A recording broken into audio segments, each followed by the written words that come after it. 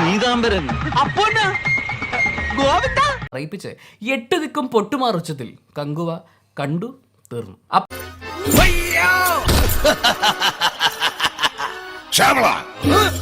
പിന്നെ മറ്റേ ക്യാരക്ടറുമായിട്ടുള്ള ചേഞ്ച് ഉണ്ടെന്ന് കാണിക്കാൻ വേണ്ടിയിട്ടുള്ള ഓവർ ആക്ടിങ് ഒക്കെ ആയിട്ട് അൺസഹിക്കബിളായി സിനിമ മുന്നോട്ട് പോവാണ്. എന്തോന്നാണ് ഇതൊക്കെ? എത്ര കോടി? 300 കോടി റുപ്യോ? 450 രൂപ 50 പൈസ എന്തോ ഒരു ഏത്തപ്പഴം വാങ്ങിച്ച് പുഴുങ്ങി തിന്നാം. നമ്മുടെ സൂര്യയുടെ വിറപ്പിക്കൽ ഒരു 10 എന്ന് നമ്മൾ വിചാരിക്കുകയാണെങ്കിൽ നായിക അത് 30 മടങ്ങാക്കി കട്ട കോമ്പറ്റീഷൻ കൊടുക്കുന്നുണ്ട്.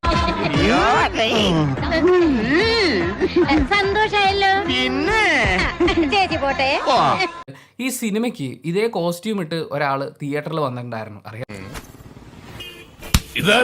യുദ്ധഭൂമിയിൽ ഒരു പുതിയ പടം വരുന്നുണ്ടായിരുന്നു. പിന്നെ ഒരു CGI മുതലേ കാണിക്കുന്നുണ്ട്. അതിനെ കാണിക്കുമ്പോ അപ്പുറത്ത് CGI എന്ന് എഴുതി വെക്കുന്നുണ്ട്. എന്തിന്? പിന്നെ കണ്ടോളൂ, ചിരിക്കരുതേ.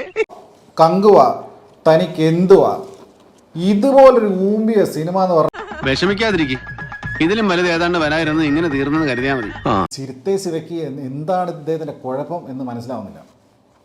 എന്താ സാർ കട്ട് പറഞ്ഞത്? കൂടുതൽ നന്നായി പോയോ? മുക്കല് ഡയലോഗ് ഡെലിവറി വളരെ മോശം, അലർച്ച, വെറു അലർച്ച.